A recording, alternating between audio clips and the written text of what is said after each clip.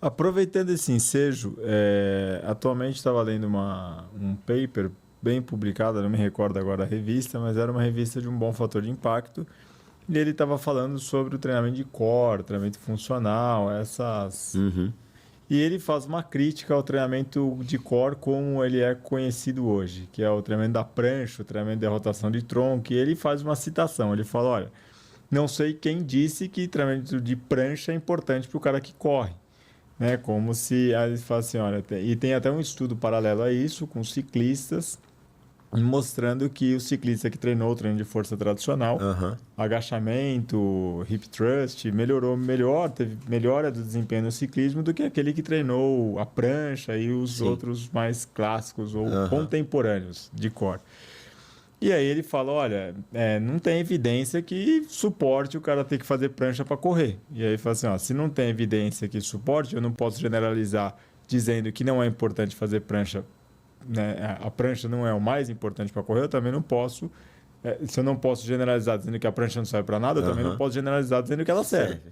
Então, mas a gente sabe que hoje as assessorias de corrida especialmente e os corredores, eles têm um apelo muito grande ao pseudo treinamento chamado de treinamento funcional, que Uma palhaçada. é uma palhaçada.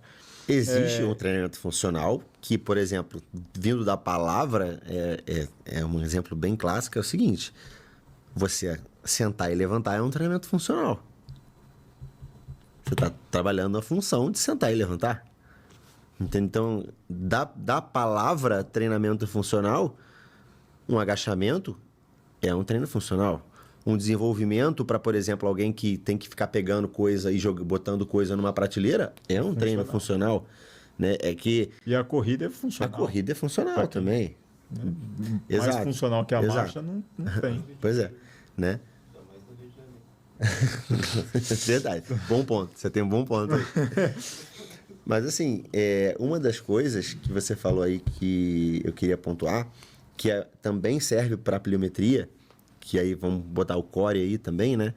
É que existe momento para tudo. E hoje a gente está numa situação tão polarizada que quando eu posto um negócio desse, vem o grupo que aplaude o treino de Igreja Universal força, do core entendeu? E o grupo que aplaude o core. O prancha.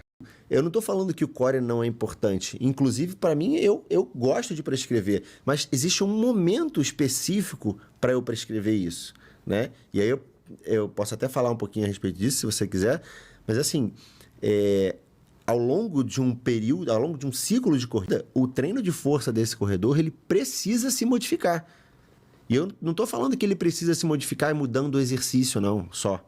Ele precisa modificar volume, ele precisa modificar a intensidade, ele precisa mudar tempo de intervalo, ordem de exercícios, objetivo, né, principal. A gente sabe que a faixa de repetição, ela não exclui uma coisa só. Né? Agora, vou só hipertrofiar, eu vou só... Não, você tem prioridades. Né? Se você tem uma faixa específica, você vai priorizar tal coisa. Se você tem, por exemplo, uma faixa de repetições muito baixas, você vai priorizar a força, vamos dizer assim, força pura, né? Se você botar ainda uma velocidade na fase concêntrica, você tende a priorizar a potência. Tudo bem que potência... Ou strength speed. Exato. Então, assim, mas você também vai hipertrofiar esse cara. Sim. Esse cara não vai deixar de hipertrofiar.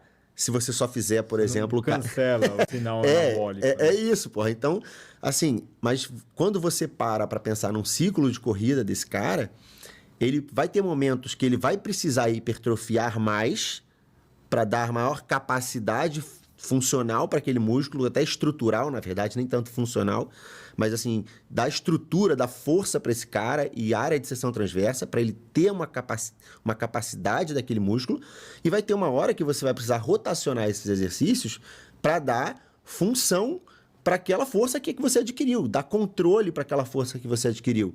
E faz sentido você fazer isso no momento em que ele começa a aumentar o treino de corrida dele.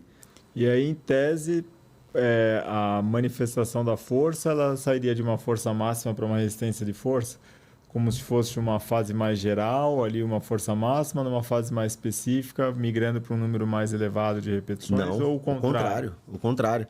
Porque assim, o que acontece? quando quando tu é maromba, né? Como é que você sai do treino? Tu sai inchado, né? Normalmente. Você vai fazer ali aqueles treinos com 12, às vezes até 15. Aí tem a galera que faz drop set, que vai botando uma pancada de repetições, tu vai aumentando o volume. Como é que tu sai do treino? Exausto, né? Dificilmente tu vai sair desse treino e conseguir treinar à noite, por exemplo. Ou fazer um treino, tipo, força num momento, corrida no outro, por exemplo, né? Então, esse tipo de treino com, assim, uma faixa de repetição um pouco mais alta, de 8 a 12, normalmente, que eu gosto de trabalhar, eu boto num período de base. Por quê? Porque eu permito que esse cara, ele com um volume menor de corrida, esse treino ele não vai competir, ele vai conseguir fechar esses treinos de corrida de boa, né? Por mais que ele saia inchado, saia cansado, ele vai conseguir completar esses treinos de corrida. Mas agora, quando ele está com um volume mais alto de corrida, com uns treinos mais longos, que vão exigir muito mais dele, é muito melhor eu pegar e diminuir o volume dele, não diminuir a intensidade, não. O treino pode continuar sendo pesado, até porque você vou botar ali 4, 6 repetições, ele vai tacar a carga ali, ele vai ter condição de tacar a carga ali. Mas é aquele treino que ele sai, dá 2 horas e fala assim, nem treinei. Entendi.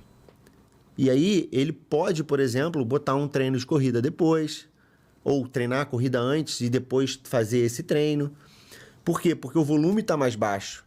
O volume mais baixo me permite trabalhar potência, me permite, por exemplo, colocar exercícios unilaterais, que como eu já vou ter trabalhado a base dele no início, eu já posso colocar uns exercícios unilaterais. Porque, pensa comigo, quantas pessoas conseguem fazer um stiff unilateral clássico, aquele que a perna vai lá atrás? Um bonitinho, né? Quem consegue?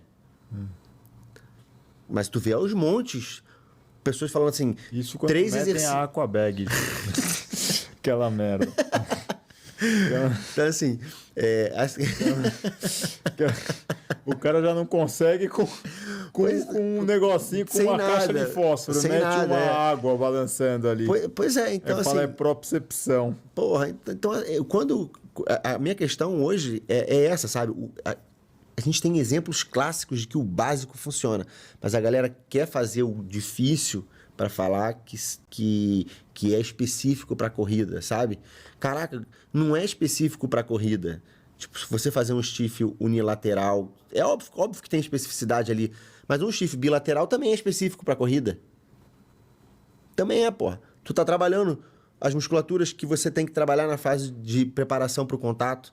Assim, então, isso é uma outra coisa, né? Específico para corrida. Para que parte da corrida, cara? A corrida tem várias partes. Você tem a parte que absorve, você tem a parte que faz propulsão, você tem a parte que leva a perna à frente.